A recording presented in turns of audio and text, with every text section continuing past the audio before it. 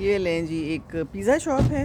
यहाँ पर मिलता है फ़िश चिप्स, कबाब, चिकन और बर्गर, तो बड़ा कुछ मिलता है। और ये है सारा एरिया। और वो उधर गए हैं ओल्ड, पता नहीं क्या बुक शॉप है, जाना चाहते हैं। और यहाँ पर एक खातून कुत्ते के साथ भी खड़ी हुई है और साथ में बच्चा भी है। बड़ा मुश्किल काम है, एक बच्चा ही संभालना बड़ा मुश्किल काम है, साथ में कुत्ता भी है। भाई बड़ी हिम्मत है हैं जी। चलो अच्छी बात है। हिम्मत तो करनी पड़ती है ना ख़वातीन को ही। तो बस ये है सारा नज़ारा, देख लीजिए क्या ज़बरदस्त नज़ारा है, खूबसूरत नज़ारा है। और यहाँ पर ये साइकिलें खड़ी हैं और ये ले लें आप और इसको चला लें और फिर आके पैसे दे दें, है ना मज़ेदार। फ़िलहाल तो हमने इसके ऊपर तस्वीर खींच ली है, बना ली है।